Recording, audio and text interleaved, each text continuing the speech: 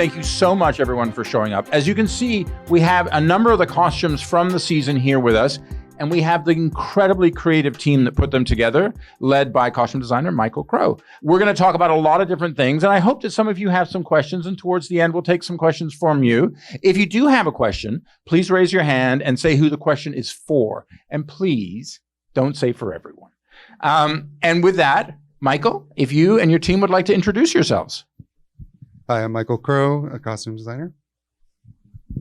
Hi, I'm Ivory Stanton. I'm the textile artist. I'm Mitch Kenny. I'm costume supervisor. Hello, I am Garnet Filo, and I was one of the ACDs. Daniel Landman. I'm the other ACD. Imario Susilo, concept artist, illustrator. And we should also point out, these are members of both Local 892 and Local 705. And I would say more than ever, union solidarity and union representation is incredibly important. Having said that, I'm going to start with Michael, and we're going to do a little walk around. So Michael, let's go over here. Worf's costume. It is so specific to what you did here. You know, as a longtime fan, and of course, as some of you might have heard, I was the host of the Picard podcast that we did on Deadline in the first season. Oh, by the way, I'm the senior editor of Deadline. Sorry for anything we ever write that pisses you off. It's a thing. We'll handle it. Trust me. And you can always slag us in comments. We do publish the ones that say we're idiots. But one of the things I remember talking with Patrick and Jonathan and Akiva and everyone involved with it is they talk so much about how when you put on the costumes, you get into like 50% of the role, especially in Star Trek because of the uniforms and what have you. But in season 3, which was the final season of Picard, you guys did some very different things. And I want to start off with Worf's costume because it is a real amalgamation of who that character is, Michael's character, and the history, but also some different things of what you did. Yeah, so in the script, it's sort of referenced Worf as being this sort of samurai ninja version of a Klingon. So we did, Imario and I looked at a lot of samurai references when we were developing the concept for the costume. And of course, the history of the character is very important, both to the character and to the history of Star Trek. So we wanted to incorporate a bit of that. We had the concept sort of completed when I showed Michael Dorn. He liked it. But he wanted to make sure that we were stepping away from some of the heavier Klingon references from Next Generation. And because the character is in such a different place, he wanted to sort of bring that down a little bit. And he also wanted to make sure that it was very comfortable. He said the baldric from Next Generation made his back hurt, and it was not fun for stunts. But that's also that's a reality, especially when you have with the legacy characters, some of whom will tell you they're older. Like these are real things. Yes, comfort was a big thing with a lot of the actors in the show. I think, and some of that's age, and some of it's they have a history of dealing with costumes that have caused rupture. Yes. So comfort was an issue, and that's also something he brought up. So it was something we definitely took into account when we were figuring out how to build it and approaching that.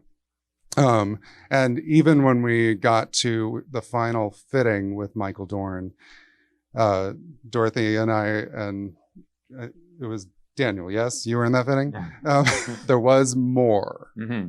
And as we kept adding more belts and more armor and more, I could tell there was something going on in Michael's head that he wasn't relaying to us. So I just paused everything and said, okay, talk to me. Tell me what's going on. And he just felt like it was too much and it was too... So we started editing in the fitting until we came to a place that everyone was comfortable. He was happy and like it. And it became the costume that you see.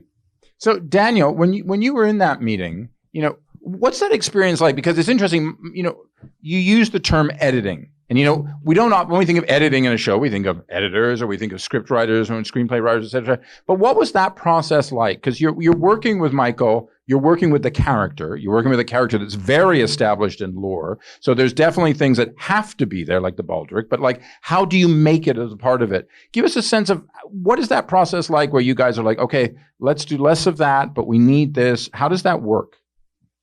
Well, you have to remember that Michael Dorn has been playing this character for 30 years.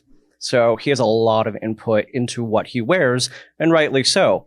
Like Michael was saying, he has to move comfortably, not go home at the end of a 15-hour day and have a backache, So the conversation becomes what is suitable for this character, but what is also suitable for this actor. And at the end of the day, you want your actor to be happy because then your character can come through. Let's talk a little bit about textiles. Give us a sense, Ivory, about textiles and how that process of coming together, because it's it's an amalgamation, obviously.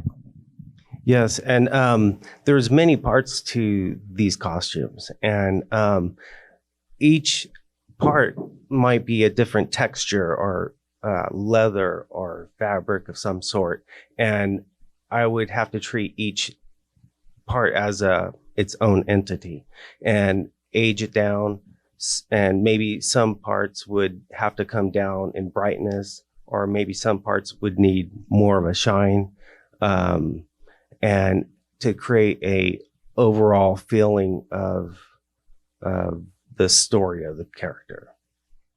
Michael and Imario, I want to get a sense of when you do concept for the costumes, how does that process work?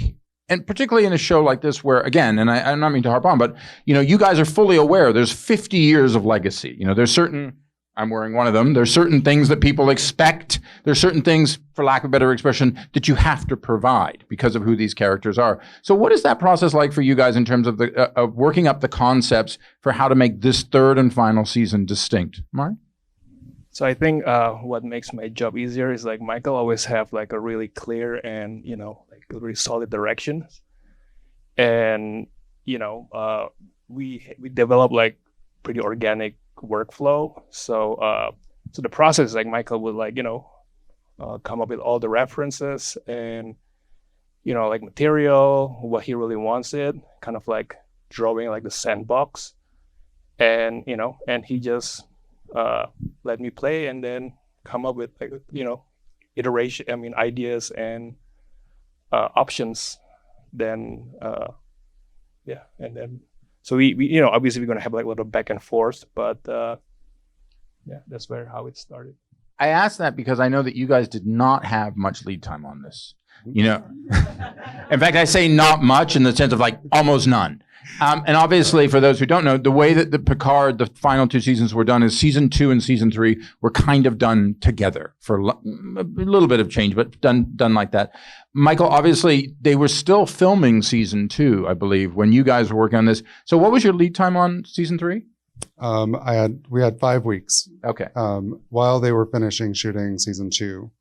So we were sharing crew while we were developing concepts and trying to source fabrics and come up with what we were going to do so that we could, once crew was available, we could start building for season 3.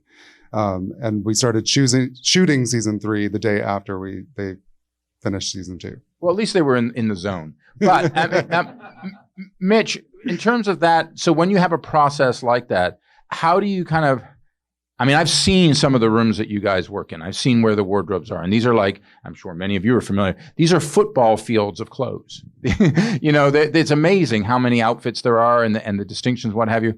How do you keep a process like that flowing when there's just, such an unexpected amount of I guess, work, for lack of a better expression, because you guys are just going. Like, I guess 24 hours, season 2's over, season 3 starts. Yeah, it's we were doing it's like shooting a movie and prepping one at the same time. Yeah. And we had a crew of 40. We had 2 buildings, two-story buildings. Okay, Mitch, this is Mike. 2 two-story buildings and a crew of 40. But I will say that our crew we had a superstar crew. And almost every department in our crew was superstars, all of them. And Which are here today. all of them here, some in the audience here too. Oh, who's here from So- Picard, for the Picard crew? Yay! Nice having you here with us. Thank you. Yeah, we had a fantastic crew. I think that once we knew that Michael was going to be our designer in season 3, it gave us some excitement, gave us we all wanted to do good for him. So let me ask you this, because this is obviously something is in a unique situation like that. Essentially, as you said, making one movie and finishing it. What was the biggest challenge? It was the time. We just didn't have a lot of time. So, because we were making, in season 3, we had to make board costumes. We had some pretty good challenges ahead of us, trying to figure out how to do it in time. From the assistant costume designers and working with Michael, how does that process work for you guys, going from Michael to you guys? The way that works for us is I always see myself sort of as a conduit into which things get done. So Michael comes to us, he'll have the sketch, we'll know the character, we'll be working on this together. And then it becomes let's get this done. Let's make this character happen. How do we get this from the sketch that Imario has done onto the body of the actor and on in front of the screen? And everything that happens between there, I think that's sort of what the ACD steps in and helps. Daniel? I like to think of the ACD as like a project manager, and each change is a different project. So from the initial research to the rendering, all the way to them establishing themselves, and then post that, making sure the costume is kept up throughout the production. You go in with a pair of black jeans in the first episode, and they wear it for 8 episodes. Hopefully, those jeans are still black by the end of all those washes. And, sometimes they weren't, and sometimes we're thankful that the lighting is very dark and it gets you through. Lots of standing behind a desk. Or in this case, a deck. Exactly. So project managers, and our goal is to make everyone else's job easier. We have a lot of people working on one costume at a time. And when you have 40, 50, 100 costumes going at a time, a lot of things could get lost in the ether. So our goal is just to make sure everyone has what they need. I love the term need. ether there, Daniel. Which means trunk of someone's car. Exactly. So our job is just to make their job better. So Michael, and everyone, please chime in on this. Give us a sense of, it's a foolish term to say an average day, but let's say you guys you're on episode 3 of season 3, right? How does Monday start? And how do things get rolling? What time are you guys roll in? Give us that whole thing. And especially with some of these costumes, and of course with things like Michael Dornan, and you've got some people who there's prosthetics that need to be done and all sorts of things. I think by episode 3, we were still, or I was still working 7 days a week. And everybody else was 6 days a week at that point to get everything out the door for shooting. Obviously the set costumers and the set crew start earlier during the day, and the characters that have prosthetics start. So what time are we looking at? 5 a.m.? 5 a.m., 4:30? Yeah. So when you would have people coming in, obviously you guys work in conjunction, and especially on a show like this, with makeup and other, there's a symbiotic relationship there. So you start off, first people are arriving around 4:30. Yeah, and depending on what we're establishing that day, how much background we have. I think by episode 3, most of our Starfleet uniforms background-wise were sort of established. And so I would come in towards the end of the prep, closer to 7 probably, and just check and make sure everything was good. But we had great background costumers, great set costumers that I trusted, so I wasn't worried about getting there super early. The shop came in as they felt necessary. I let them sort of schedule themselves as they needed. I think mostly 7 o'clock start. Some emergency. Then. Yeah. I think the work crews, we try to keep the work crews at 10 to 12 hours. Yeah. Because you're reasonable people? Well, no, because you get better work. You get it's hard work, Hard to sustain, right. and that level all the time. Right. That's And, a cycle. they'll do, You on the negotiating committee for the guild? Because you should be. they will do the work they do is really amazing. And, you can see by these costumes. And if you push them over 12 hours, you're not going to get the best out of them then. And we want the best. And there's a domino effect because then the next day people are Yes, exhausted. exactly. Exactly. And that's why we love working for Mitch, because he takes care of us. He really, Right. really is our support. He's our dad. For me, I try to be there around 6, and it depends on how busy the day is. Try to show up to set just to make sure that the set costumers don't have any emergencies, and I'm there to be backup for them. And Garnet and Daniel, do you guys arrive with Michael or beforehand? Around the same. Yeah. Sometimes we might get a text message overnight from the set crew if something needed to come back down to the workroom, and then we would go up there and grab that and have that down before the workroom came in. So one of the things obviously about this season is, look, I'm a huge Picard fan, and I think Sir Patrick, I worship the man. But, this season was very unique in the way they decided to end things, because you see characters like Michelle, who've been part of the first 2 seasons, but then you have a huge amount of legacy characters. Some people said, yeah, you can call this Picard 3, or you can call this the TNG season we never got, Give us a sense, Michael, and I hope everyone else will chime in, talking a little bit about how you had that blend and how you kind of updated people for the people they are. And I'm just going to say the words Jonathan Frakes because we all know Jonathan.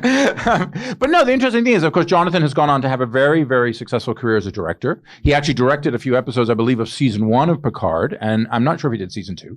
And of course, Riker shows up.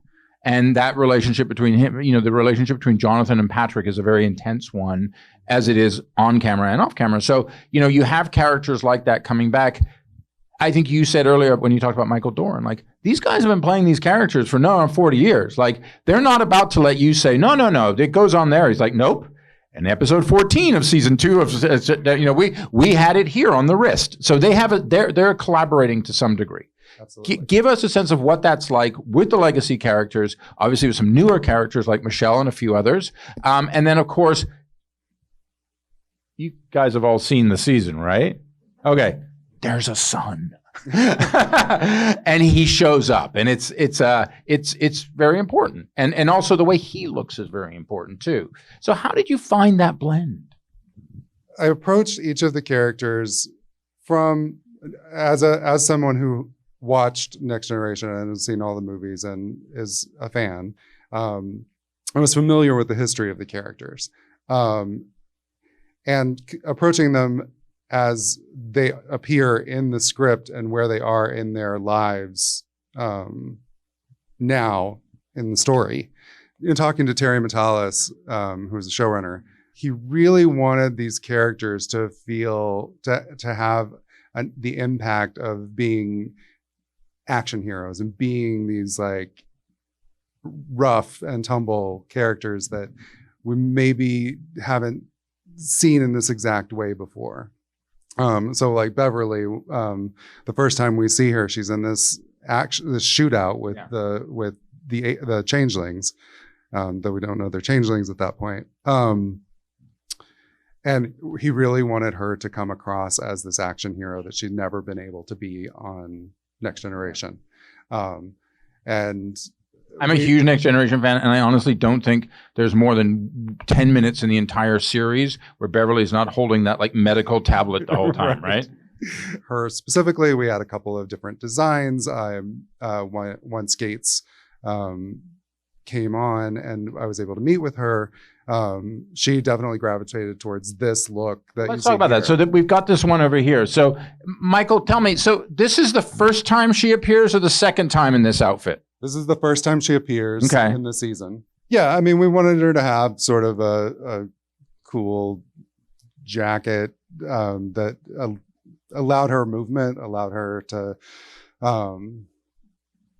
do the things she needed to do. But also, just have her have this element of sophistication and to have that element of her character come through. And as we developed more costumes for her, as one of the characters who's not currently in Starfleet, as we went through each episode, I was like, well, she needs a new costume, and this costume gets a hole blown in it in the first episode. So she had did she have 6 different primary costumes in season 3? That's probably right. Yeah. Yeah. And the designs, there I noticed, and maybe this is me reading into it, it seemed to be the evolution of her becoming a Starfleet officer again through the costumes. You know, there was a great telling. I mean, that's one of the great things about Star Trek in many ways is when someone walks on the bridge or what have you, you know who they are because of the colors, the costumes, the designations and what have you. So that, Amar, in terms of fabrics for something like this, you know, just talking about this jacket alone, what was the process by which you guys went through this to make some of the decisions you did? Because this is 8 different fabrics. I'm just seeing off the top of my, there's suede, there's like synthetics in the collar, and you know, when they put it all together, it's like, how can I make this work and look unified with a bright white collar? I have to make sure that it's not too dirty looking, but still looks like it's been worn and aged. When Michael goes over the costume with me, he'll say, not too cold, keep it a little bit warm. What does that mean, Michael? Do you mean by when you say cold, to give it like, don't make it look like it just came out of the wrapper? So some of it is just the temperature of the aging, like whether we would use a warm aging, a cool aging, like color to go into it to give it life. I mean, and I will say, like, a lot of the textures and a lot of that comes from the team that's sewing it, like doing samples and giving me options so we can look at what works for scale, what works for what different combinations work together. And that jacket particularly, there's a debossing. Am I doing that right? Yeah. On the in the suede, there was a hiccup when we got the first batch of it. It was they had not done it at the right scale. It was very overscale, and we tried to make it work. But Amari, I wanted to ask you about that, because when we were talking about this is the process when you talk about concept art. You know, when you look at a jacket like that, which is, you know, it's a jacket a character's wearing, they're Christian, but it looks like there are so many variations that you guys went to get to that. Give us a sense of how that process worked with that specific jacket. Yeah. So, you know, going back to like what I said earlier about like our, work relationship with Michael, like he always, when I get a task, he'd be like, hey, the iconic thing about that costume is the collar, that white collar, and then the blue. Oh. And then, it has like that little thing on the collar, so that's what I want to keep. There's like the overall design direction that I want to go, keep it on that to like honor the whole thing, the whole costume. And so, yeah, and then I would come up with, so the first thing that I was asked Michael was like, since the time is really, really short, I always ask Michael, when you wanted to get it done, and how many options do you want? Yeah.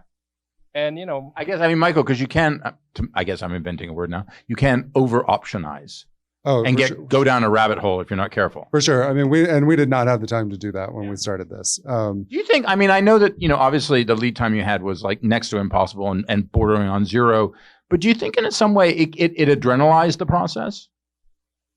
Yes. Yeah, sure. Mitch is giving me this look like I wouldn't use the word adrenalize personally. It's not ideal, but it does force you to make decisions very quickly. Yeah. For better or worse. There are certain things that I think I would, if I had more time and if I had to do it over again, I might change. But in general, I think it forces you to really dial in what you want really fast. And I count myself as very lucky. I mean, when I accepted the job, I knew Mitch. I knew a large portion of the crew. Well, you had worked on season 1. I did work on season 1 in pre-production. I think by the time they started shooting, or like right after they started shooting, I left to go do Falcon and Winter Soldier. So I knew I had a great team backing me up. But I will say everyone that was new that I did not know what to expect. I'd never worked with Imario before. Garnet and Daniel were new to me. A couple of the cutters in the workroom, Sharon, I had not worked with before. I had not worked with Shannon short before. And everybody just was spectacular and made the job so much easier. Round of applause. I would not have been able to do what I did without the team that was in place. Garnet and Daniel, Michael talked about that process as, and I'm kind of picking up on what Mitch said. You talk about workflow, you have a plan, the plan's going to be executed, and then the jacket comes back and it's like, no, we said faded, not black. How do you guys deal with those hiccups? Because those obviously are the things where really your job is so essential because everything's in motion. How is that done on a show like this, especially knowing the time constraints you guys had? Michelle Hurd's first costume in the first episode, I kept trying to push color into the show because I knew that the lighting was going to be dark and dim. And that first costume started out much brighter than it was. And I kept neon? It was just very bright orange. Yeah. And then Terry kept asking me to tone it down. And we went back in very small increments until we agreed on something. Yeah. We've got 6 costumes here. Michael, very quickly, can you just give us a sense going through the rest of what we have here? Sure. So over in the corner, that's Rafi's utility field jacket. I mean, I credit the character of Rafi with coming up with that idea, because I was evolving her character from this sort of where she was in the first episode. She had maybe fallen off the wagon. She was a little bit undercover, but she had sort of gone backwards in her character evolution. From where she ended up in season 1 and season 2, she had sort of fallen off. So I wanted her to be a little disheveled. And then as she starts her missions with Worf, she had a sort of a leather jacket before this that was a step towards this. And then she wore this, and the first time we see her on the Titan.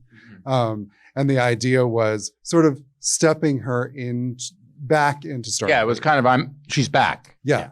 But giving her something that still felt a little rougher around the edges. And when Terry saw the design, he said, that is the thing that I want everybody in by the end of the season. Now, that's a great story.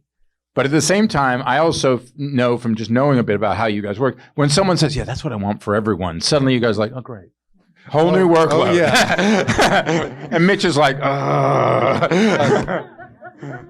I might let a couple of the people that actually made these jackets talk about how much work went into them. Well, really? Here, give me one of your mics. Come on. Guys, who worked on the, okay. Reina. Come on, tell us the pain.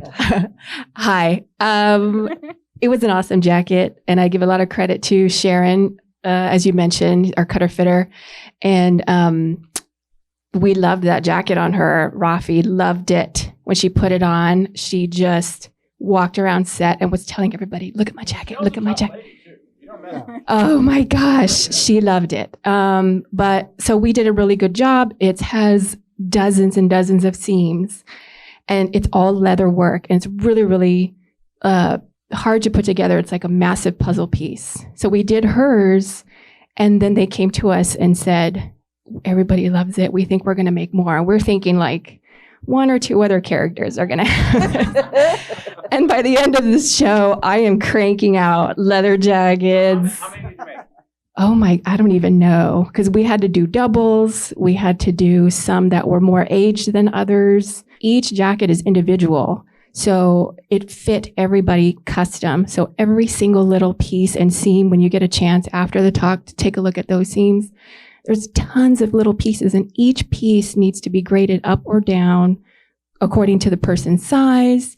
You know, some of the older characters had, you know, you're aging, you have a higher shoulder, your other shoulder's lower, but you need to compensate for all of that. So everybody looks uniform, but really in real life, it's super custom and time consuming. In our round robin of costumes, Okay. we've done those two for the most part. So let's come over here to this one. This is Amanda Plummer's costume. The villain. Vodic, yes. I'm sorry, the character's name was escaping me. So we went through a lot of different variations. It was really kind of amorphous who the character was in the first couple of scripts that I had. And then talking to Terry, like he would give me a little bit of backstory and what he wanted the Michael, can I just stop character to for a sec? That's Yeah. actually just, again, because I'm always interested in the term Mitch used, workflow. So how many scripts did you have when you guys jumped on board in the beginning of that 5-week prep? I feel like we had 1 through 4. Oh, Is that's that that's right? not bad. I mean, I know Yeah. people who jump into shows, they got a 1.5. Yeah, no, it was good. Yeah. But in those first 4 scripts, I think we see Vodic's character in like 2 minutes, maybe per episode. Very, very brief, and we don't learn very much about her.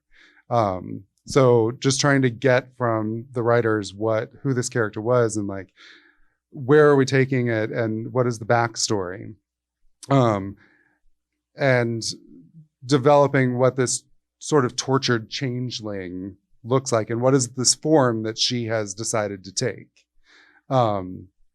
So we worked with a lot of, and one thing I like to do in costumes in general is a lot of texture.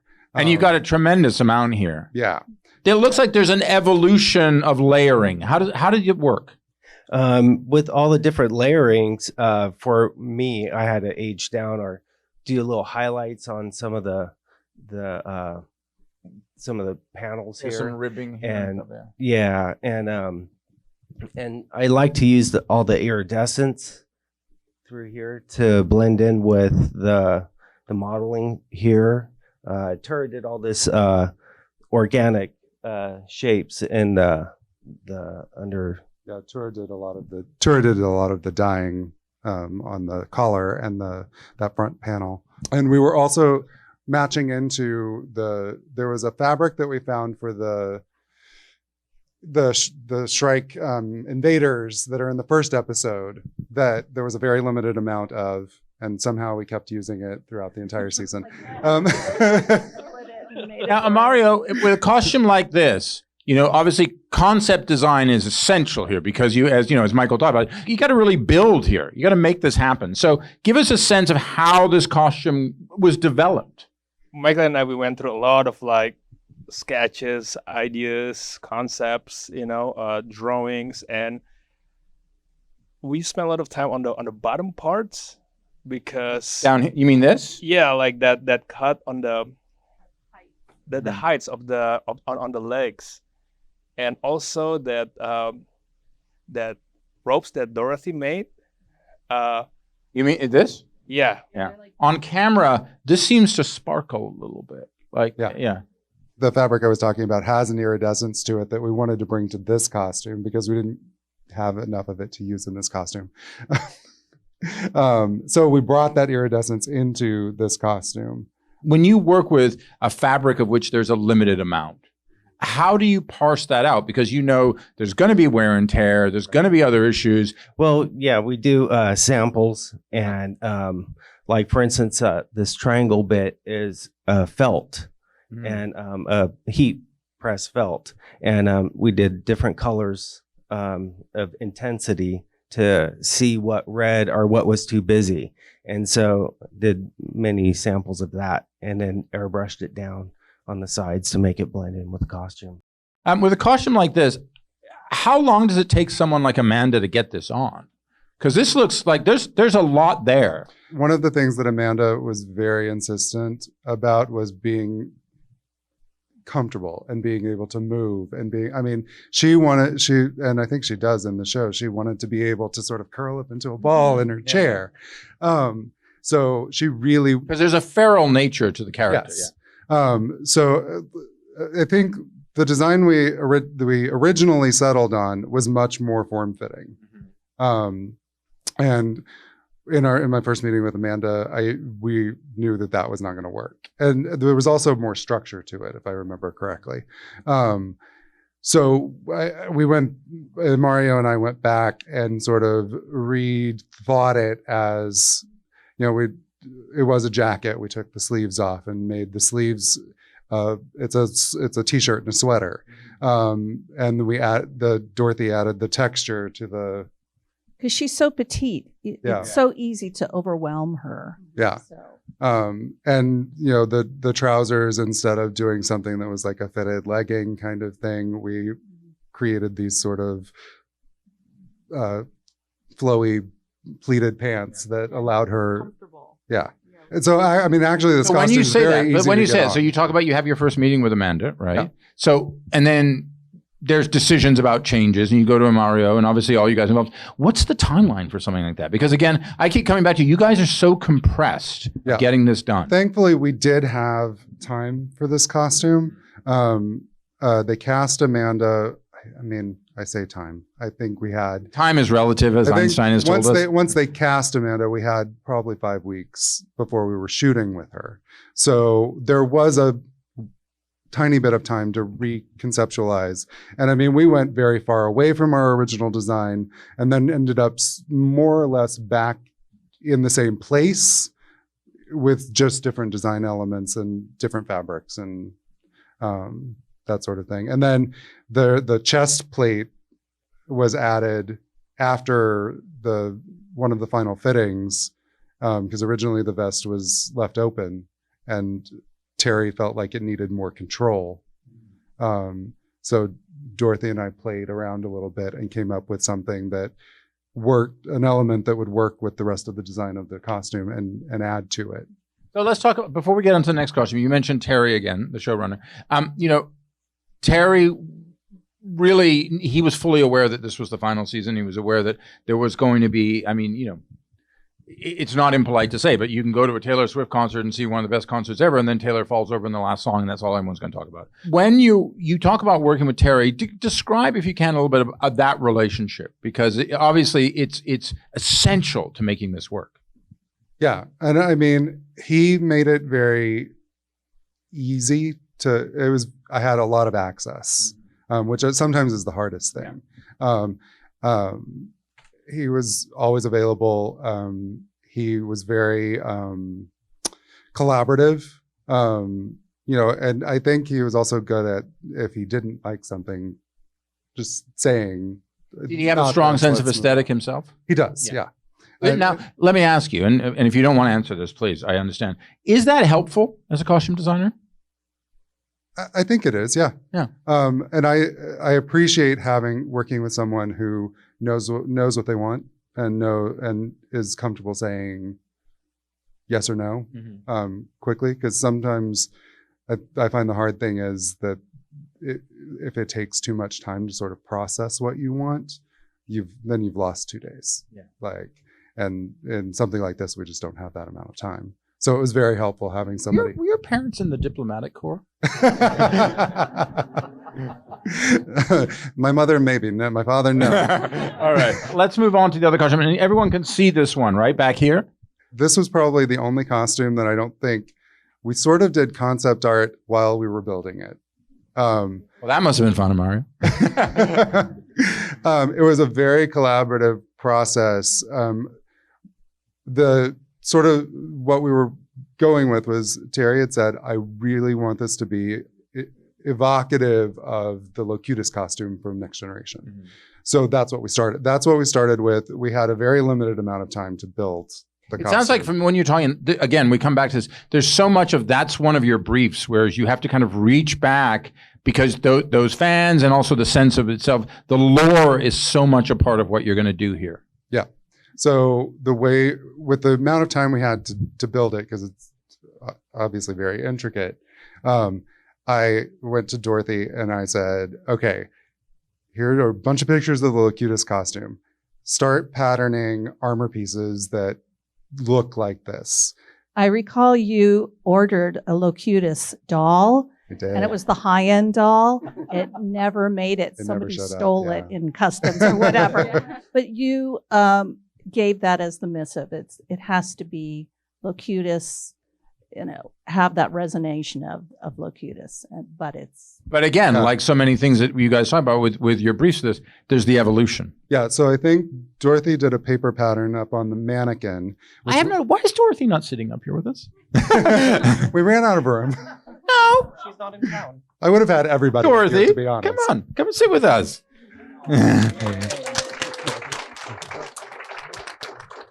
I'm a specialty key costumer, or was. I've retired after the show.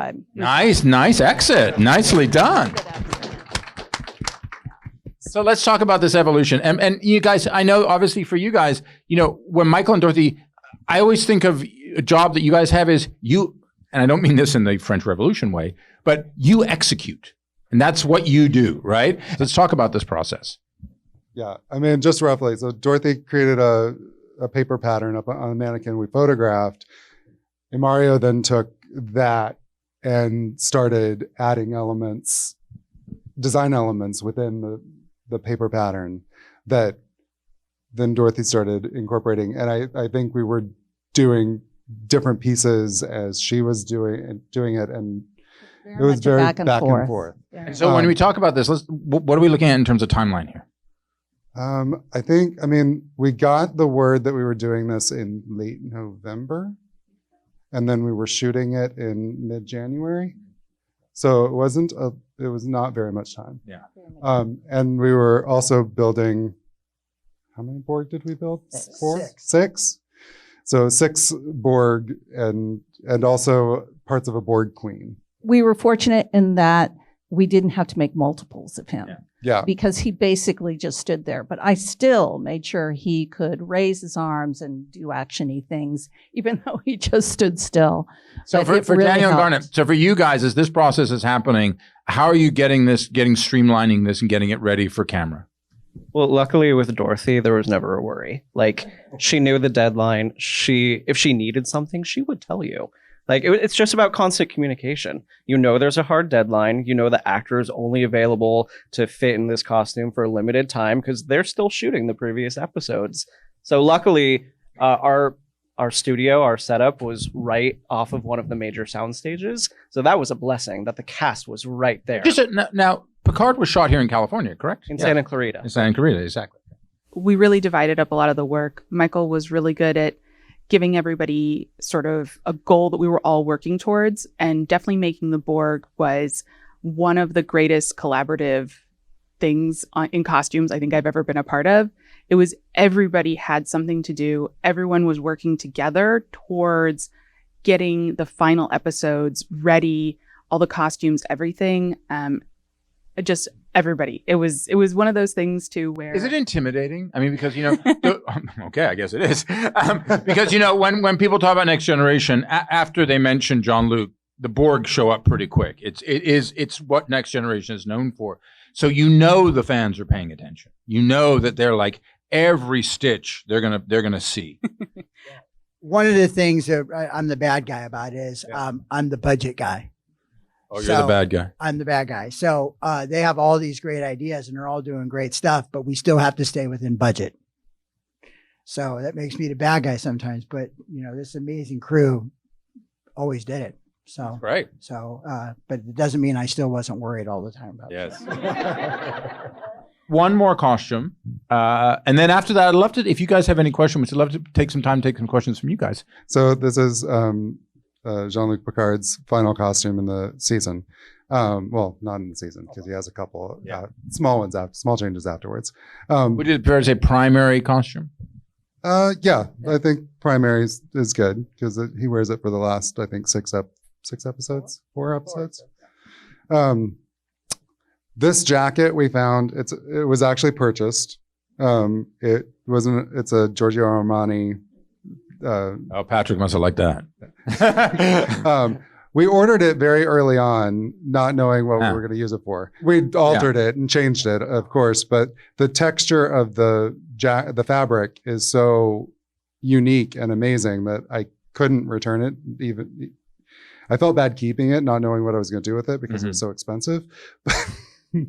But Is this where Mitch puts his hand up? And he ordered 7. There are only 4 of them. Only 4.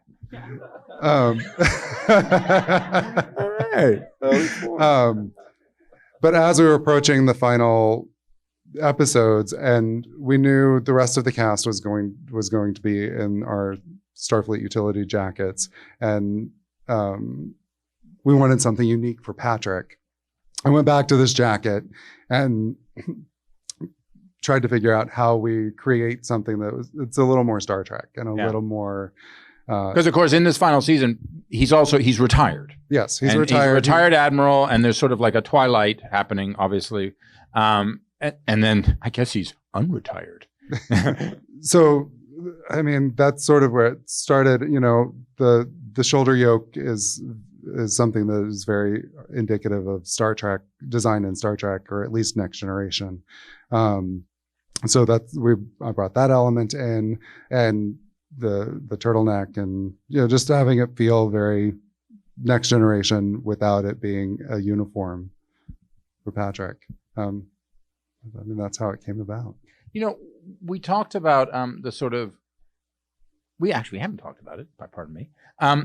One of the elements, and I've heard this from some of the cast, there were always little details.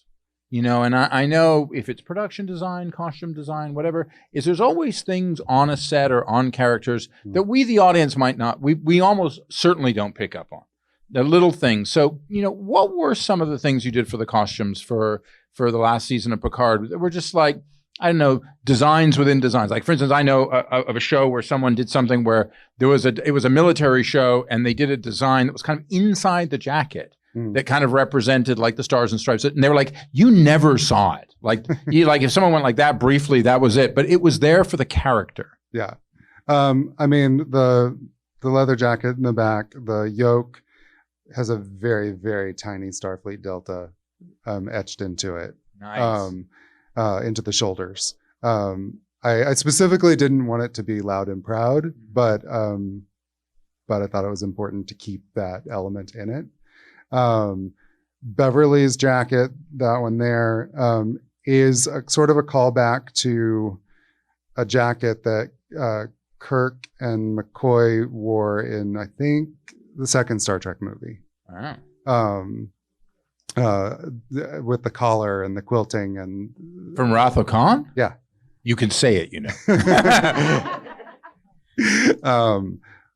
the inside of Vodic's vest has a echo of the print that's on the center column, but in red, matching the collar, that I don't think we ever see. And I mean, her costume in general is supposed to be this sort of like changing textures and sort of things flowing in and out of each other, so that you get the possible sense of things morphing and changing. Well, while we have that, do any of you have any questions? Hi, I'm Heather. Hi, Heather. My questions are for Michael. So I'm a lifelong Star Trek fan, and I just remember there was always a rule that there's no zippers in Star Trek, except for maybe original series. It's really a rule? So what's the story there? 5-week prep. Well, no, it really became. Okay, I want to stop for a sec. Is it really a rule? I don't know that it's a. Is it a rule, or is it like a fast guideline?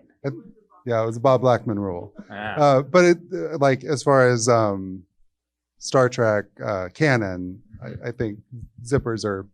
I decided Zippers in the 24th century. Well, that's what I decided very early on. I was like, this is ridiculous. We can't use magnets because magnets don't work, and everything can't be constantly closed. I mean, one of the tricks is like you put a zipper in the back. Like, I mean, all the uniforms for Next Generation, the zipper is in the back, and you don't see it.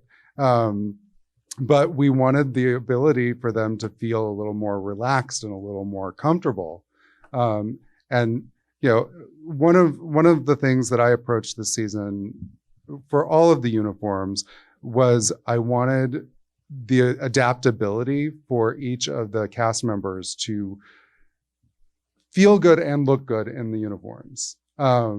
So if somebody wanted to wear a jacket zipped up or the sleeves rolled up or I wanted that to be an option for them.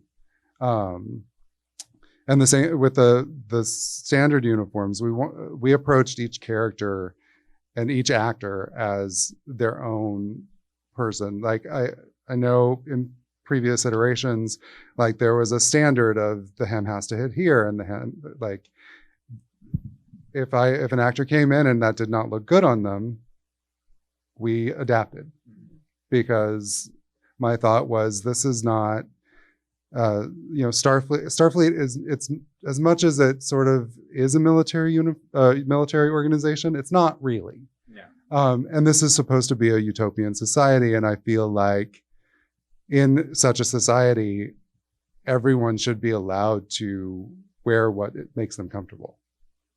Also, too, I will say, as you see, whenever you see pictures of soldiers in combat, like people personalize. Yes. I mean, that's the very nature of, because if you're part of a group look, you find little things like it's your badge and this and that. Like, so it has an individual look. Because that's what people do. And in a world where you can go to the replicator and say, hey, is the replica, aka Dorothy? Yes. Dorothy, Reina, Elizabeth, yes. Ivory, Tura, everybody. Yes, and unfortunately it takes a little longer than a little CG flash. But I really wanted each of the actors to be able to personalize and feel comfortable. With that, I decided zippers, buttons, those things all exist in the future. Nice. Any more questions? Well, then I have something to say. I really appreciate all of you coming out. We're going to have a little meet and greet outside afterwards. I'm Dominic Patten from Deadline, and this is the incredibly creative costume crew behind Star Trek Picard Season 3. Thank you very much for joining us.